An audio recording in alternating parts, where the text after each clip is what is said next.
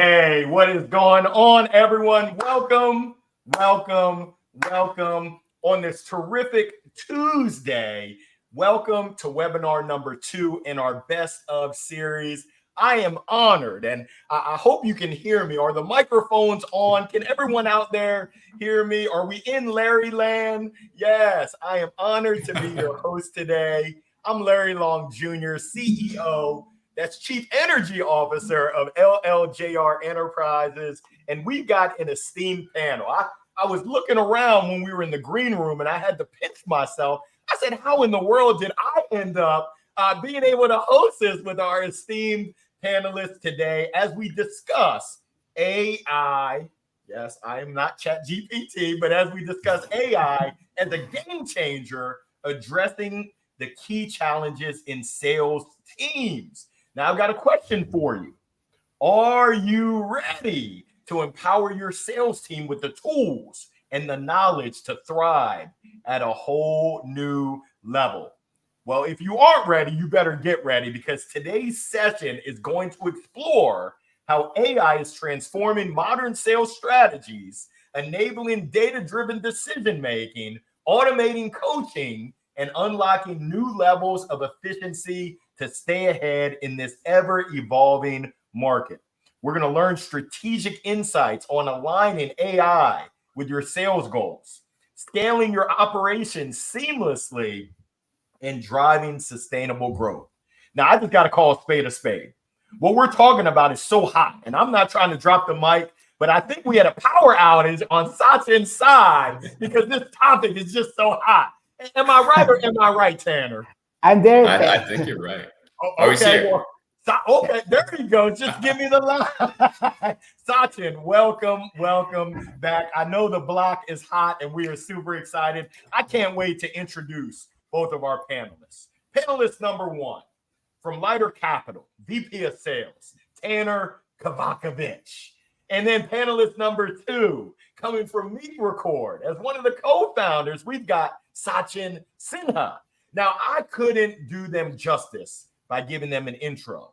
So you know what I'm going to do? I'm going to pass the mic and mics, and we'll get kicked off. Sachin, go ahead and introduce yourself. Sure. Thanks, Larry. Thanks for hosting this, and thanks for the warm welcome. Thanks, Tanner, for being part of this, for this discussion. I'm looking forward to this. Yeah, I'm Sachin. I'm one of the co-founders of the company, MeetRecord. We started this a couple of years back, and we are kind of on a journey of kind of helping sales teams or any customer-facing teams, for that matter, to help them kind of implement AI or basically use AI in their sales process to help them close more deals, identify opportunities, identify problem areas where they can improve, and so on. So yeah, looking forward to this conversation and learning from Larry and Tanner, and also helping whoever is part of this conversation to learn what we have been able to achieve with MeetRecord or generally with AI. And yeah, looking forward to this conversation.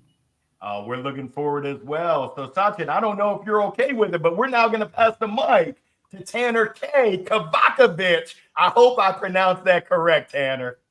Oh, you got it right. It's been butchered plenty of times in the past, but that was perfect. So I'm Tanner, everyone. So I've been with Lighter Capital for 6 years. Lighter Capital is in the business of preserving founders' equity. So we have completely non-dilutive financing structures for companies that range all the way down to 50,000, all the way up to 4 million. We've had the pleasure of investing in over 500 startups since 2010. So personally, I started 6 years ago. I was an SDR, used plenty of AI tools at the time, and then was more of an account executive for Lighter, and now I manage the sales team. So it's been a great journey with Lighter, and excited to offer any insights I can to the audience here. Wow, that's powerful.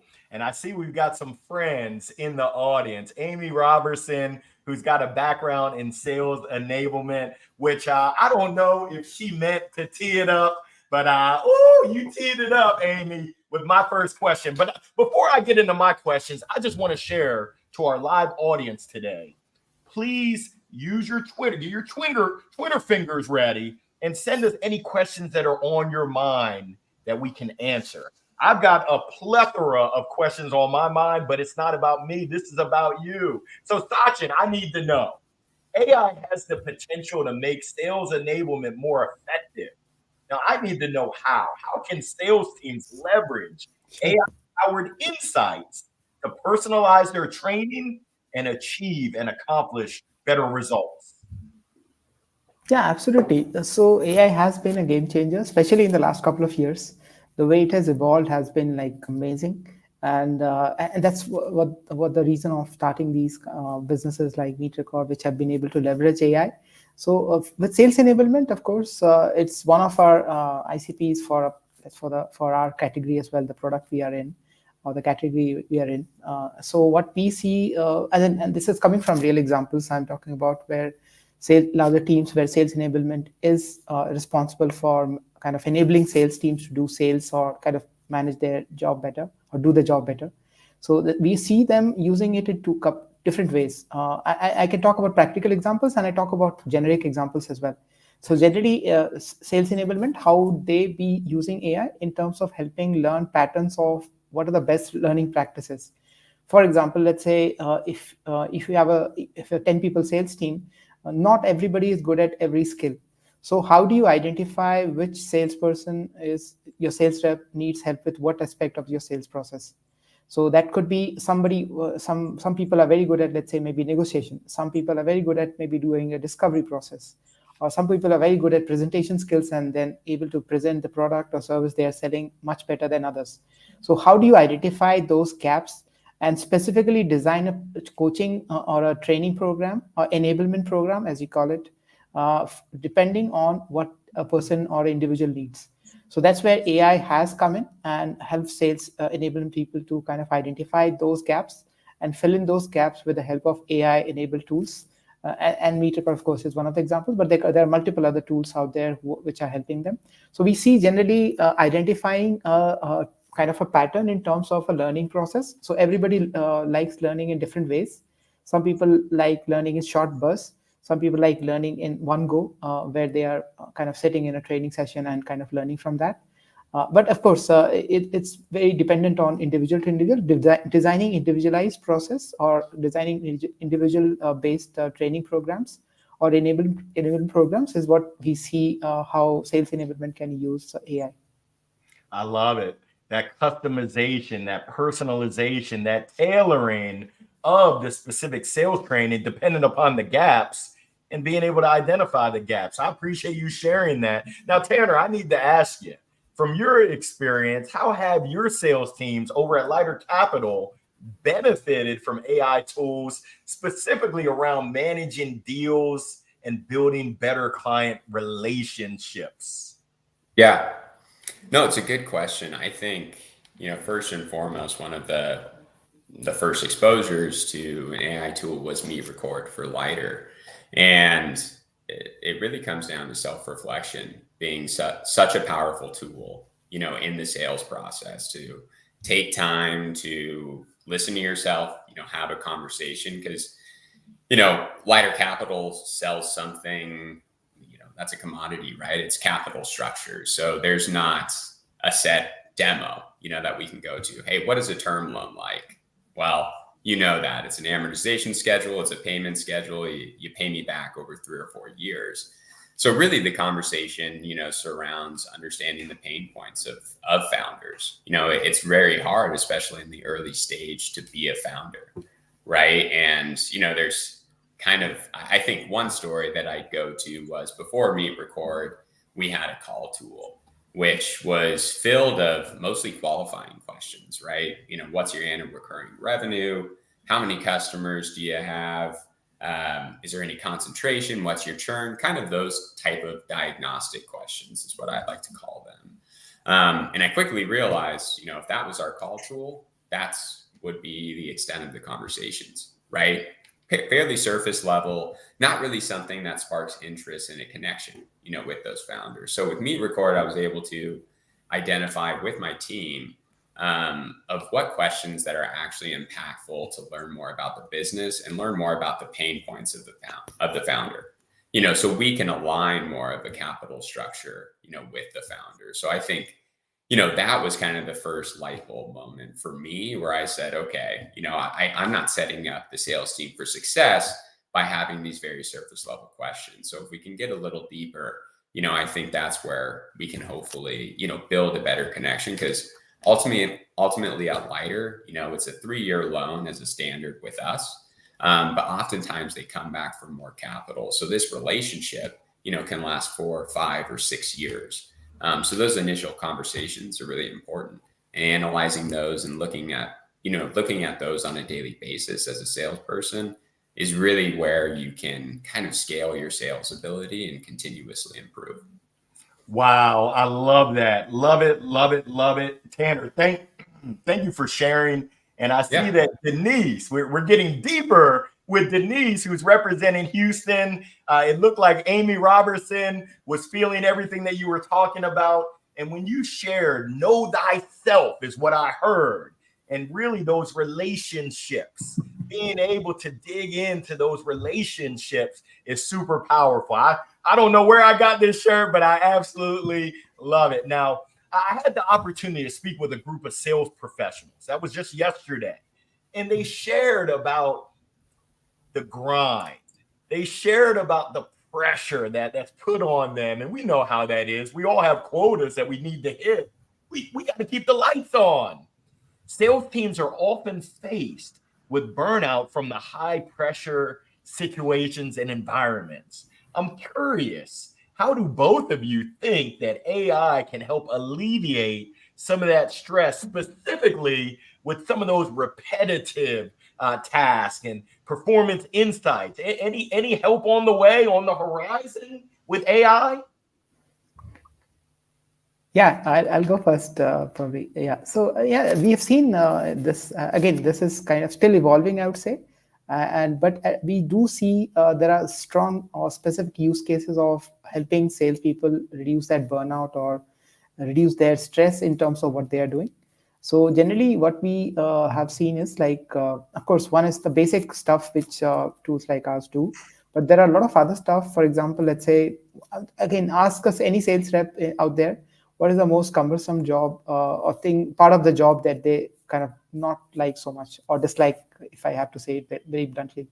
And that is basically filling up CRMs, right? Filling data in the CRM. And without filling data in CRMs, people in leadership positions like Tanner, for example, would hardly be able to get any insights in terms of forecasting or in terms of how the sales team would be performing in the next quarter or what are the projections for the next quarter. So that's where tools come in to help you auto-populate fields in your CRM based on the conversation that you already had in a meeting, right? So those are, and this could go much deeper in terms of helping them kind of do their jobs. So the primary job of a salesperson is to sell, not to fill data, which is of course important, but it's more like a secondary thing. But it does impact your sales team's overall performance in terms of being able to project the right thing or being able to project the right picture in terms of how you're going to do or how exactly the results are going to come out in the future quarters. So we do see salespeople kind of using that aspect to kind of reduce the effort they put into manual tasks.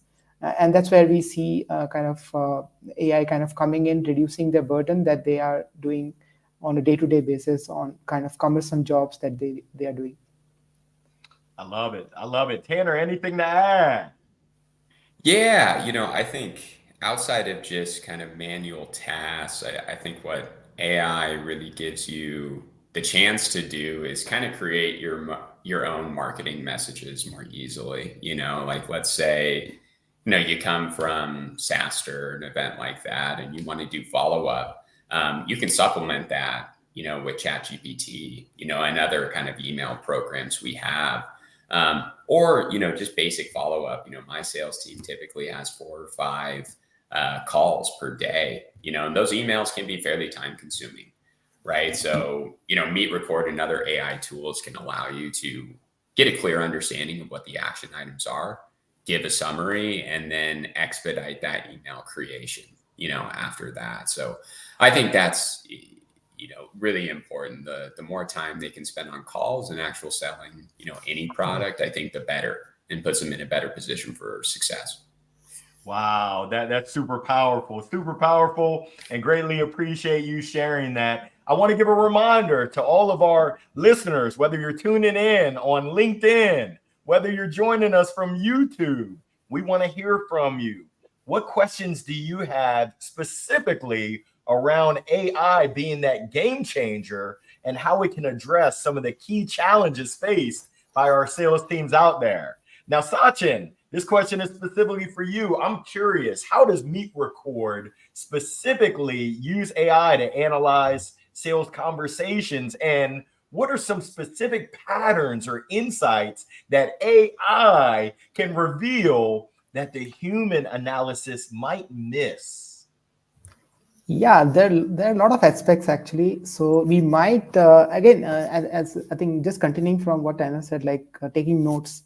So I mean, even let's say some of the stuff that you kind of listen in on the call while talking to a customer or prospect, you might think it is important, or you might think it's not important based on your understanding of the business or where you are in the sales process, right? But it's actually very important in terms of overall kind of deciding the course of action on that particular deal or opportunity, right? So that's where AI tools can come in, kind of really. MeetRecord specifically does that, where it kind of picks out those specific points which a human eye might miss. So let's say typical sales conversations are between 30 to 45 minutes. It's very easy to miss certain important points in those 45 minutes. And it's humanly not possible to kind of identify everything in that 45-minute discussion that you discussed, right? So that is one part with that definitely we see a kind of MeetRecord is helping sales teams, and you have a live example what Tanner mentioned as well. And then other things that we have seen like human eye, and generally what happens is when you are that is something in terms of coaching. So when you're managing even, let's say, 5 sales reps or 10 sales reps, let's say, and every sales rep's doing a couple of meetings a day, imagine like 100 meetings in a week that a sales manager needs the attention of the sales manager. And it's practically impossible for any human to do that. And even if you have, let's say, if you pick out those specific meetings which needs your attention, where exactly you should go to, right?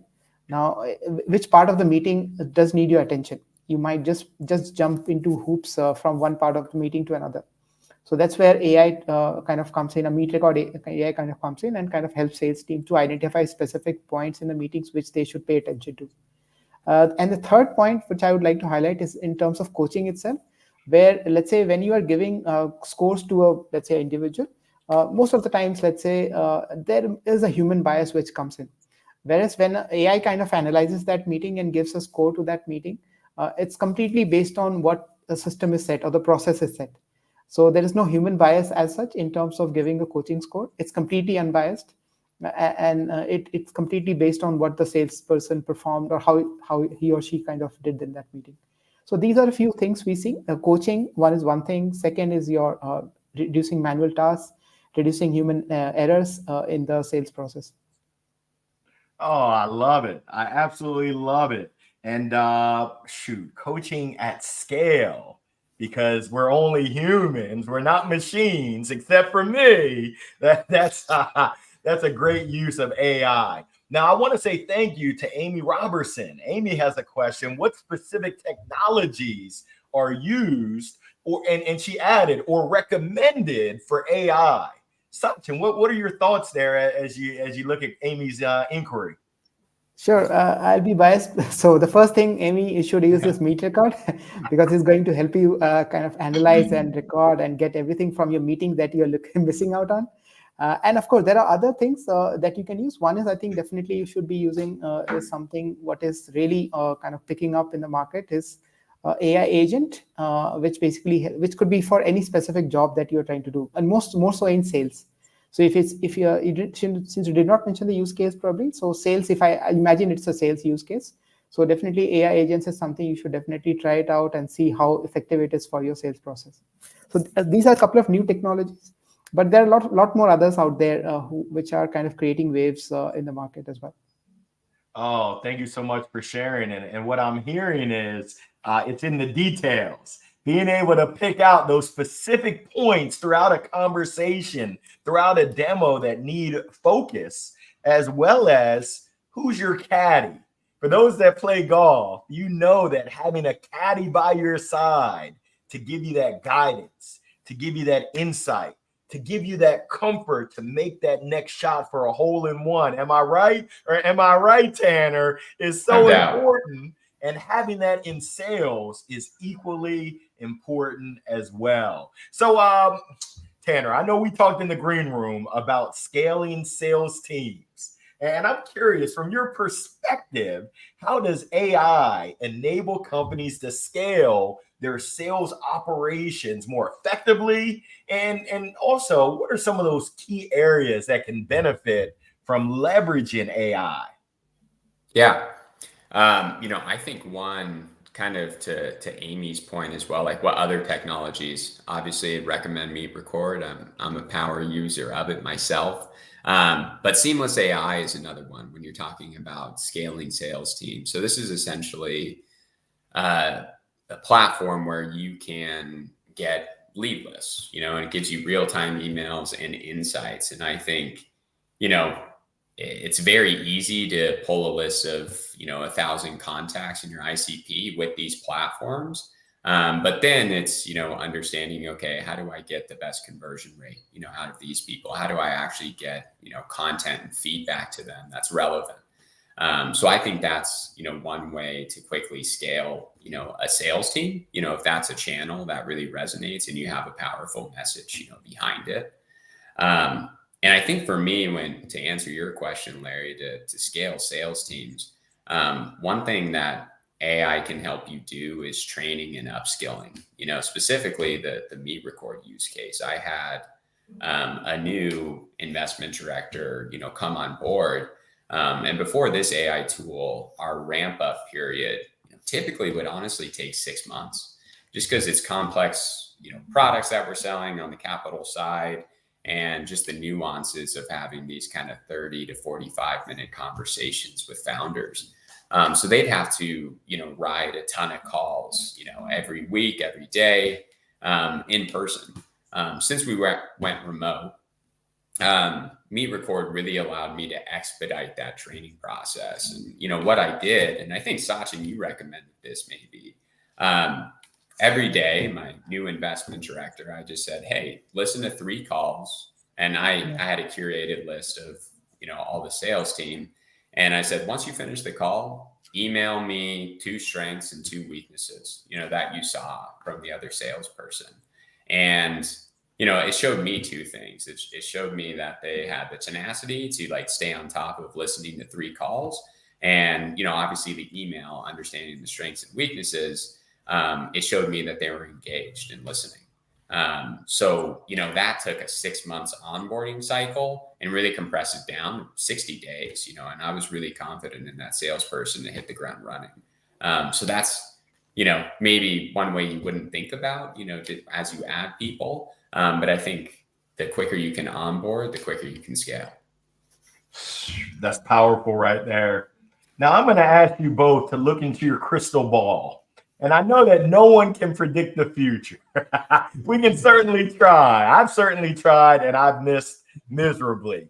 But as we look ahead, I'm curious, what future AI advancements do you anticipate having the biggest impact on sales teams? And how can organizations, how can businesses prepare for these changes right now? We're in October of 2024. How can we ready ourselves for these upcoming changes?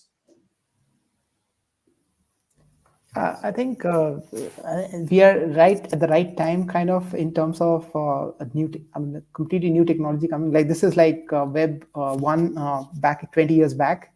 Yep. So AI is, I think at that stage, in fact, maturer than that stage at least. And some of the obvious things are, of course, like as we have discussed earlier as well, like automating some of the manual tasks. If you have to look at the future of it, and tasks which generally salesperson, let's say, I'm considering sales as a use case to, let's say, discuss this point. One of the things is like salesperson should not be spending 2 hours updating CRMs, or let's say doing things that they are not supposed to, that's not going to add to their productivity or add to their revenue, right? So salesperson's main objective, and sales is the kind of the oldest profession, one of the oldest professions, is like to generate revenue. So how do you generate revenue? When you put in time into that. You're not going to generate revenue by filling data in a Google Sheet or even in an Excel sheet or a CRM for that matter, right? So that's where we see that's one thing. I think automating the manual tasks. Second is you're basically automating tasks which depending on the strength of the salesperson, and this is slightly futuristic as well. So let's say I am very good at closing a deal. I'm not good at opening a conversation, let's say. So giving tasks or basically automating some of the tasks which a salesperson, or maybe using tools to use to kind of fulfill that objective would be something which we see in the future. And there, I mean, as a salesperson, you still have to manage the end-to-end process. You'd rather manage the part of the sales where exactly is your strength, right? So instead of spending time on something which you are not so good at, spend time on something which is already a trait with you, you have, or you can kind of improve further on that. You can be the top 1 percentile in that particular category or that particular kind of skill. So that is one thing. And of course, I think a lot of discussion has been happening around kind of maybe a BDR role would not be there, or BDR role would be extinct in some years or something like that. I mean, at least from my perspective, what we see is that is going to be there, but in a different way. So right now, a lot of the tasks that the BDRs do is very manual. They will send emails, they'll send LinkedIn connects, or they'll do cold calls. So at least some part of that would be fully automated, and the guys would be focusing more on the human element of it, which is where people connect better. Let's say, imagine, let's say Tanner kind of talking to a salesperson, and it's a robo or an AI kind of a guy, AI person, rather than an actual human. So you don't connect to kind of AI person probably. You might get the information that you need, but eventually you'll want to talk to a person to be able to, let's say, conclude a thing, right, or close a deal probably. So these are the few areas we see: automation of tasks, or reducing the manual effort, reducing the things people don't really kind of enjoy doing. You'd rather have the AI do that for you. So these are the few things I think where we see. And agents are pretty big, with elephant in the room, Salesforce kind of identifying that as one of the big thing, agent force. We definitely see that is going to be there, but maybe that will not completely eliminate the BDR role. It will kind of enhance the BDR role.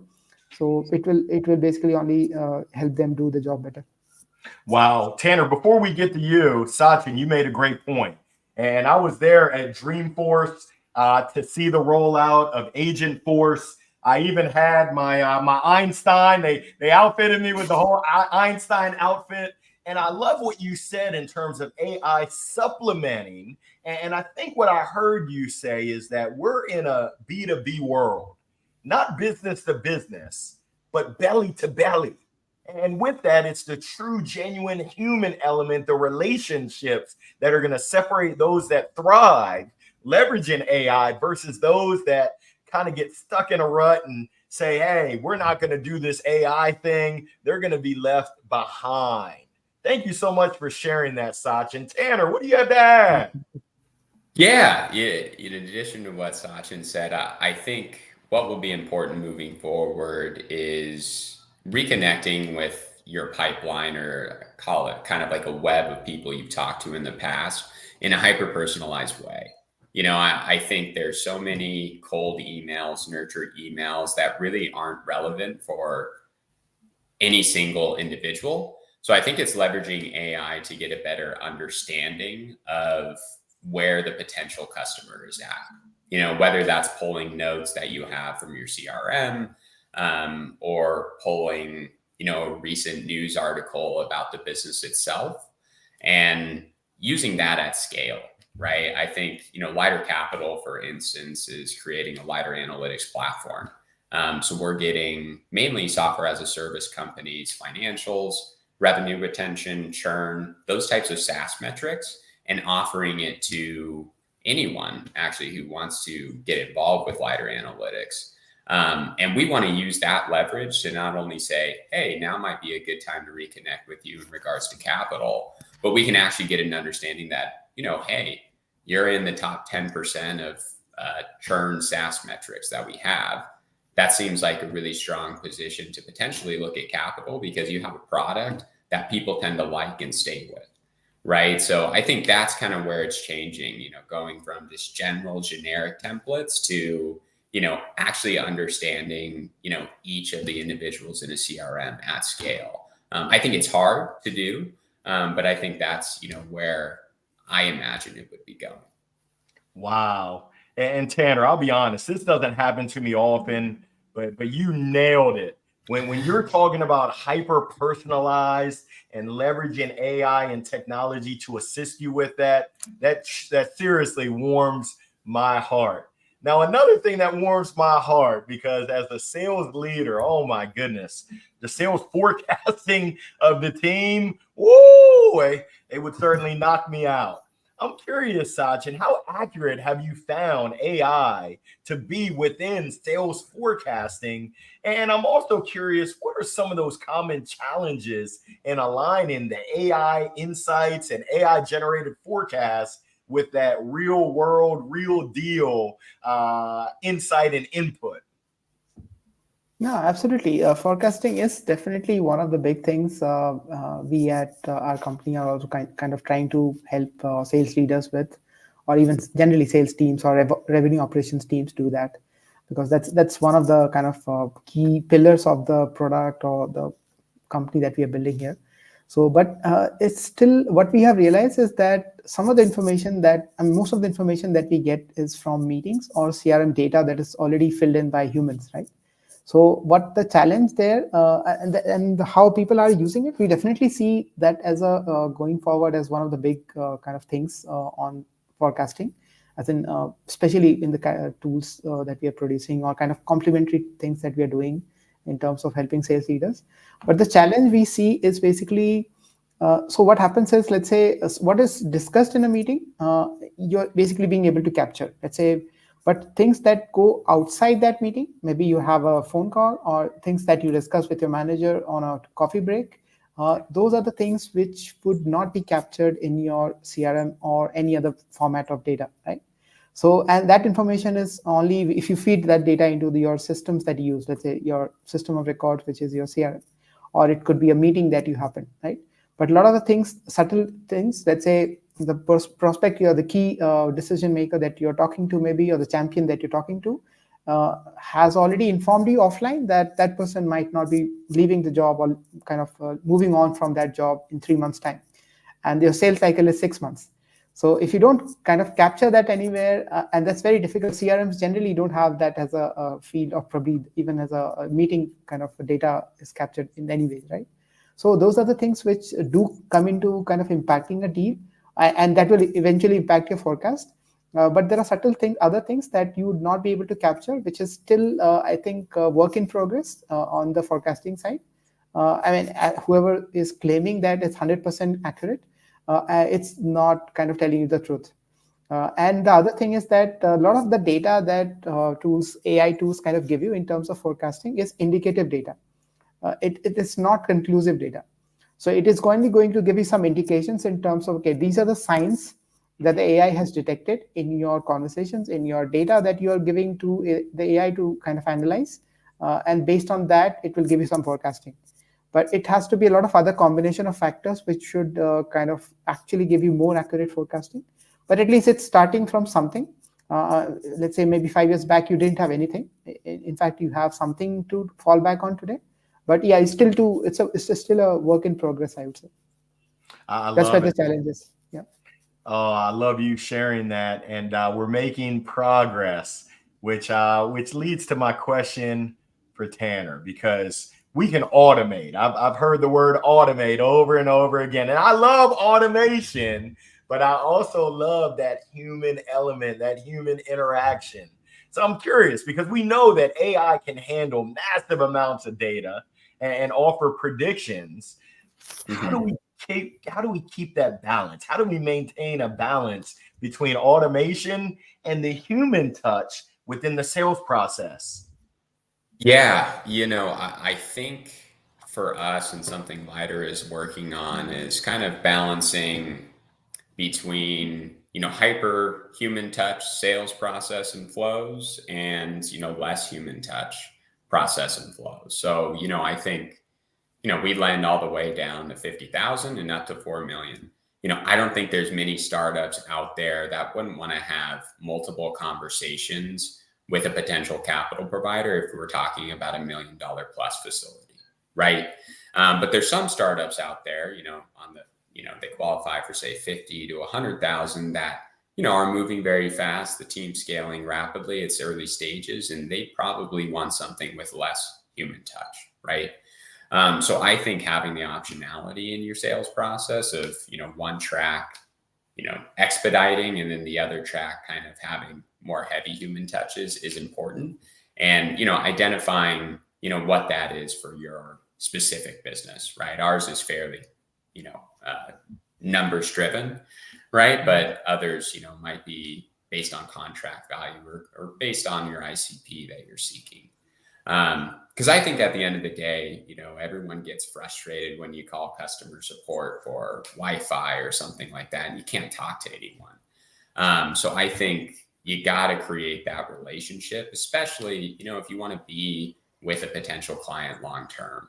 So there always has to be a set point of contact. I think, that's why kind of the SVBs and venture banks of the world do really well, because for a rapidly growing startup, they have a designated point of contact, right, where they can call, or if it's your lawyer or something like that. I think that will always be the case, no matter how much, AI scales and impacts the sales process.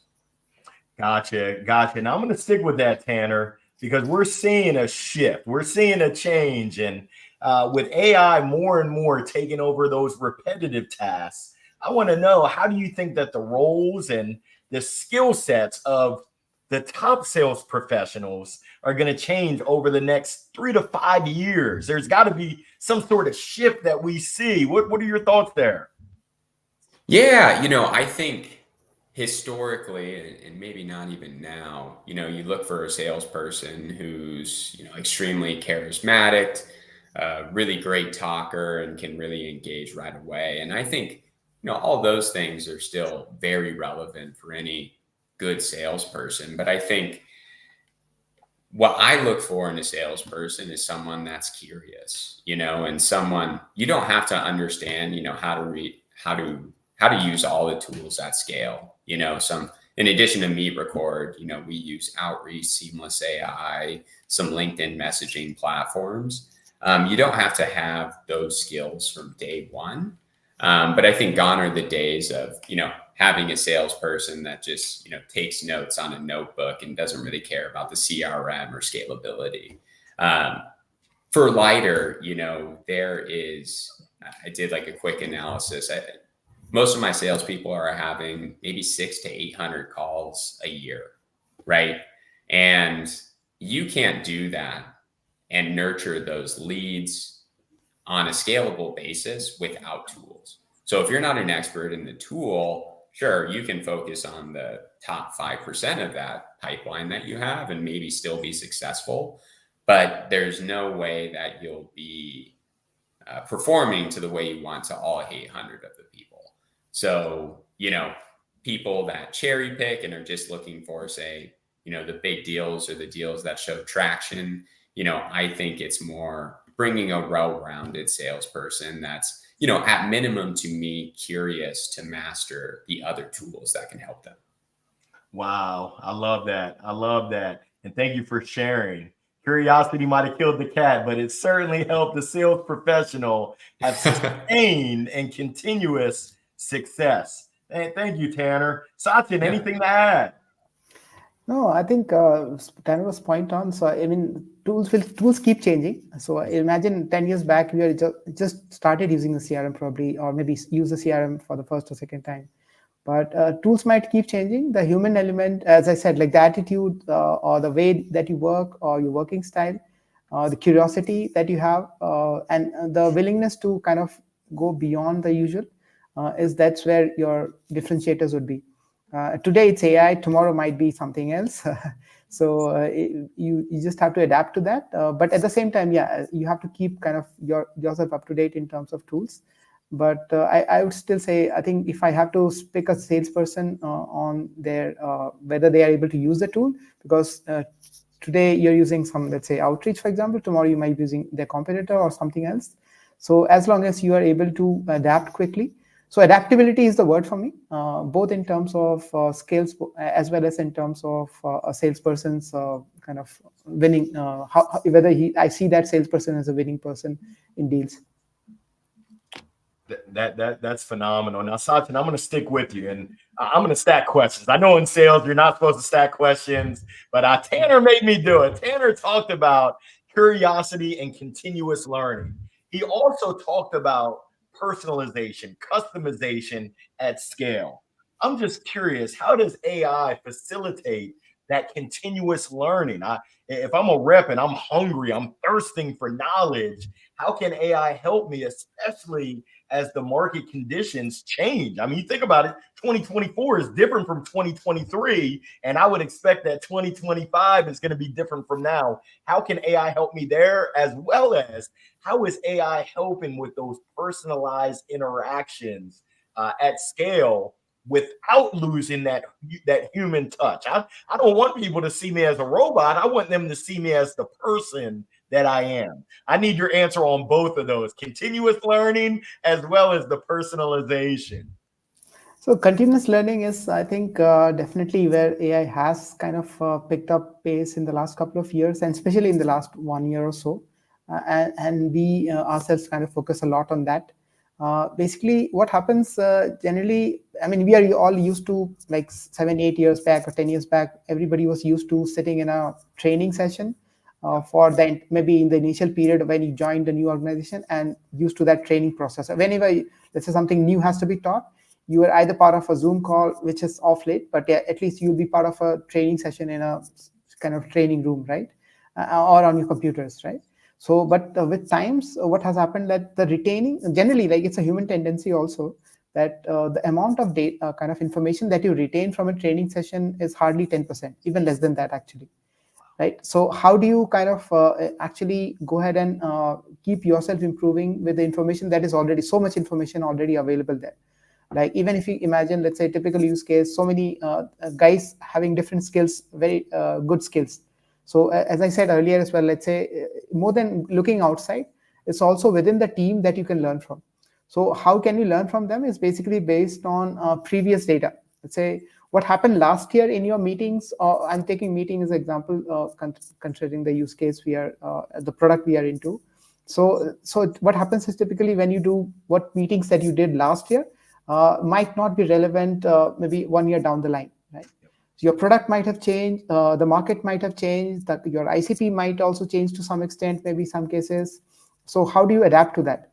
So that's where AI kind of comes in, and kind of based on analysis of your previous data, it gives you, let's say, a package of learning which would help you to adapt to today's times.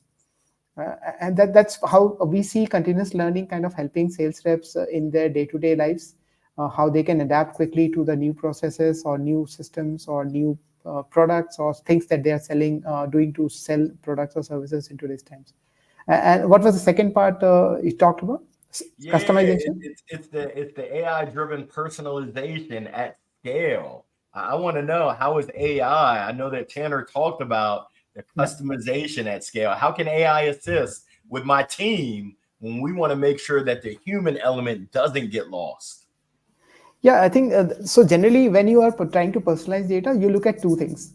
One is, of course, your customer behavior in the past, how they behaved in terms of certain aspects of the way you sell to them, or how they actually, some past behavior experience or analysis would help. So that's where AI has come in very strongly here, where instead of you going about finding information, probably there are a lot of tools out there which will help you to actually create these personalized kind of experiences for your customers or prospects. And that's where kind of one of the things we see generally is, of course, emails. But emails, there is only to a certain extent that you can personalize. So when you meet a person, probably you can customize to much larger extent in terms of how you pitch your product, how you present them. So I might be pitching the same product to a sales head. I might be pitching the same product to, let's say, a customer success person. I might be pitching to a same kind of a different kind of ICP with the same product. So how do I make my pitch relevant to that person based on their use case, right? So that's where AI has come in strongly, and we see that as a very strong use case in terms of personalizing the pitch or personalizing the emails, which has been happening to an extent. But personalization, generally, people think it's just personalizing the name. Probably that doesn't help. Didn't help 10 years back. Doesn't help today. So personalizing has to be something without getting too snoopy on somebody. Probably you'll have to maintain that distance, but you can still personalize information on your emails, on your approach, on your the way you pitch them, what exactly keywords you should be using in your pitch. So there are definitely a lot of tools out there which help you do that. Oh, I appreciate it. Greatly appreciate it. So thank you so much, Sachin. Tanner, I want to know, give me the real deal. What's been your experience using MeetRecord? And specifically, what have been the ways that it's helped to enhance your team's processes, decision making, just impact all around?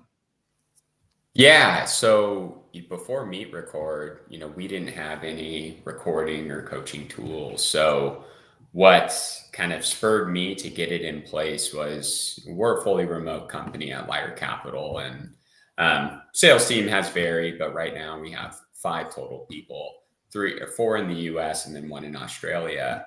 And we had 2 company offsites a year. And the day before, what we do, and we found a ton of value in, is we'd all record one of our calls and we'd listen to them together. Usually it would be reviewed beforehand by a manager. And we got so much value in that, to be able to, okay, how do you handle, someone saying our cost of capital is high, or, how do you handle that our loan size isn't quite high enough for the business? And, how do you start a call? How do you end a call? Those types of things. And so when I saw that, and at the time I was a salesperson for Lighter, I knew I wanted to make that way more accessible, on a daily basis. So that's why it was obvious to choose MeetRecord. And what I like about it more than anything, something that I'm a firm believer in, as a manager of a sales team, is team collaboration. Because the person who's just started, 4 months ago on my team, regardless of how you train them and how you upskill them, the person who's been here for 4 years is going to know so much more. And, that's why I want to keep the boundaries wide open in regards to listening to each other's calls and things like that, because, that's a way where you can really expedite someone, who's at the beginning stages, of the profession, to really get them to be just as good as, an expert in the field on my team. Right. So I think that's just really important, is to take the time, out of every single week, to see how you can improve and learn from other people on the team. Because even, a sales leader, what really happens at Lighter Capital is, I have a term sheet here and, they're not signing, or, I haven't heard anything from them for a few days, kind of the deal goes cold, super common. Do I always have the answers to that question? No. But maybe another person has been in the same exact situation on the team. And, we can then go back to your initial call and see, hey, was something missed there? Right. So I think those are some of the components that, I use MeetRecord for. In addition to, overall metrics, like how many questions they ask. The talk to listen ratio, I think, is a really big one for me. And an overall, kind of impression of the call. Are you just sticking to a script and asking questions that qualify the applicant, right? Or are you getting off script and really diving deeper into the business?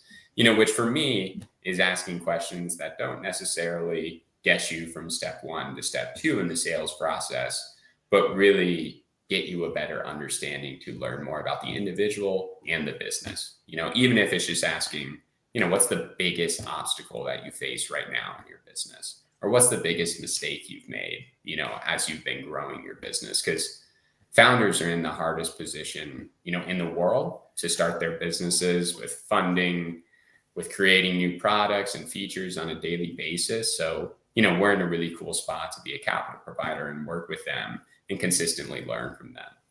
So that's really, the goal that I want, when I kind of set out to get a better understanding of MeetRecord and implement it.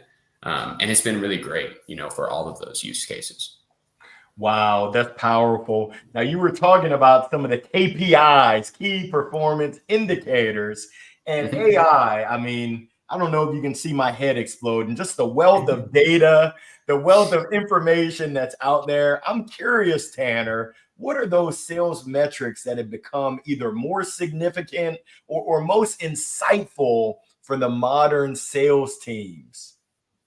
Yeah, for me, the most important KPIs are something I like to call controlled variables. So, even with AI, you can get really complex in what you're analyzing, but, I like to go down to the basics still. And for me, that's how many new leads that you create, whether that's a monthly or quarterly basis, how many referrals you're getting, um, how many conversations you're having, per week, and are you really good at pipeline management and portfolio management, at least in our space? Because sometimes you can't control the outcome, regardless of how you have that initial sales call or closing call, maybe they were never going to buy, regardless. But I think any sales process, you can pick 4 or 5 controlled variables that are completely in the power of each salesperson. And if they're hitting those, regardless of the results, if you can go back to, a core pillar set, I think the results will come, and if they don't come, maybe it's okay, maybe I'm focusing on the wrong controlled variables, right? Maybe it's more so you need to attend more events, and experiment like that. But I think if someone's succeeding on things they can control in the role, they should be showing success, or you kind of go back to the drawing board. Wow, that's powerful. Powerful. Speaking of going to the drawing board, it's almost closing time. So I want to let all of our viewers, all of our listeners know now is your last call to submit those questions that you've been noodling on, that have been percolating in your mind. Now, Sachin, I want to tag team on what Tanner just shared around the sales metrics. How can sales leaders ensure that they're measuring the right metrics without being overcome and overwhelmed by all of the data that's out there? Yeah, I mean, see, the basics still remain the same as Tanner mentioned as well. So, how many meetings or how many leads they are generating per week, that is definitely one of the key metrics for any sales organization. But with time or with technology coming in, that can be measured, of course. So one of the things we see is basically, as in like teams struggling with, is the close rate. So you might be able to generate a lead either through different channels, events, meetings, or let's say inbound, outbound, whatever, marketing, paid marketing, whatever works for you. But what is your close rate is something which is like, even if you're able to generate opportunity and you're not able to close it, so that is something which kind of sets the ball rolling, kind of in terms of people not being able to achieve their numbers, right? So we, of course, being able to generate leads is definitely right at the top, one of the top numbers, things that we definitely measure at our organizations. And in all my 10 plus years of sales experience, that's what I've seen generally, sales teams or sales leaders kind of doing that. But close rate is definitely one of the other things. And churn rate, of course, is more responsible on. There are other teams which takes care of that. But also being able to upsell or kind of have referrals, those are also other metrics. These are the top 3 metrics, I would say. Lead gen, your close rate, your retention. These are the few metrics where sales leaders keep an eye on. And that's where I think we see the ball kind of rolling in terms of how sales leaders can use this metrics. I love it. I love it. Those leading indicators to keep a keen eye out. Now, Sachin, this is my final question I've got just for you. And we've talked about the real-time coaching, leveraging AI. I'm just curious, how do you see real-time AI coaching evolving in the near future? What's going to happen on the horizon, on the forefront? And what impact does it have on immediate decision-making during our sales calls? Yeah, so So coaching has been a key element of our product as well. And generally, coaching is something which, again, you mentioned like real-time coaching, and there is post kind of analysis coaching. So real-time coaching is something, again, there are two aspects to it. So if you ask individual sales rep, how do they like real-time coaching, you'd hear a different opinion altogether, which is not so positive. But if you ask a sales manager, probably would they like to provide real-time coaching? Let's say, imagine we are talking here and pop-ups coming all over the screen telling me, okay, hey, you didn't ask this, you should be asking this question, or you should be pitching in this particular feature of your product. It's slightly obtrusive. So the opinion is slightly divided there, but it does come in whenever. So it depends on what stage you are in your sales journey, right? So for example, let's say if you're just starting out in your sales career, something like real-time coaching is definitely useful, right? But if once you're, let's say, a few years into your sales journey, let's say 3 years, 5 years, whatever journey, you might not really like somebody prompting you all the time, asking you to do this or do that. Probably you have built your own style by that time. And the style that you might have built requires a certain different kind of approach from what it is being pitched in real-time coaching. But definitely kind of more like passive coaching or personalized coaching, what we talked about earlier, is something which we see kind of coming in. But real-time coaching is still, unless it comes to a point where I am being able to kind of do something in real time in terms of coaching, it will be a divided kind of opinion on this thing. Gotcha. And Tanner, final question for you, because it's so important, the culture of our sales team, the culture of our organizations. How do you see or foresee AI reshaping the culture of our sales organizations? Anything that you've seen, anything that you expect to see that might be surprising in terms of the mindset, the behavior as a result of this influx of AI? Yeah.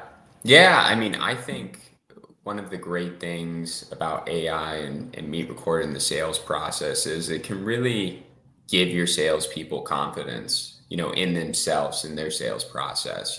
With MeetRecord, it's the only thing where you can essentially create a bit of a highlight reel, of your sales calls, right? Every deal you've closed in a given quarter, you can go back to all those calls, whether it's the initial call or term sheet call, whatever it may be, and listen to those. What went right?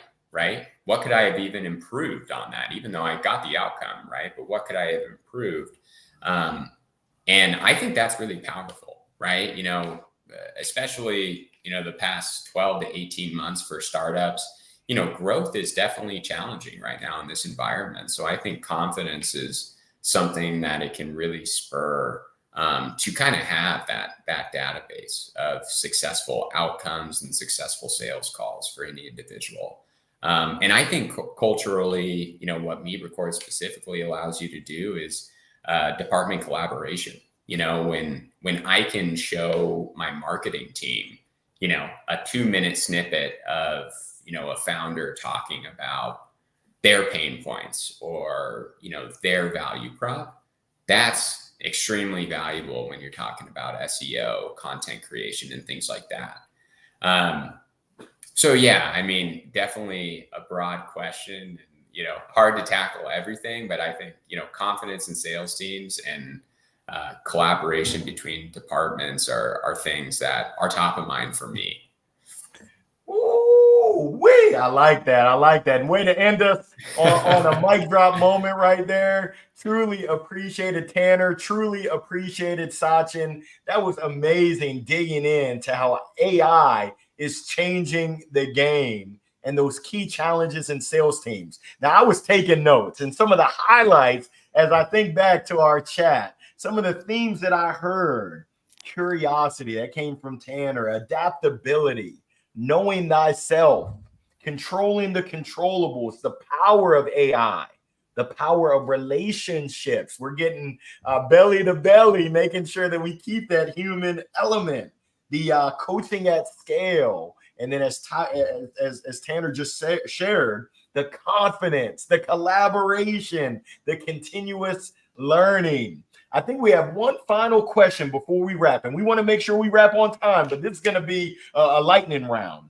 Apart from sales teams, it's great for even marketing, for content and business language use, as well as product teams to learn from what customers are talking about, AKA their product. Okay, that's not a question. That was just a comment. Someone I think is agreeing with everything that you shared today. So on behalf of MeetRecord, on behalf of Larry Long Jr., Lighter Capital, I want to say thank you to everyone for joining us. I want to say thank you to our panelists, Tanner K, Sachin S.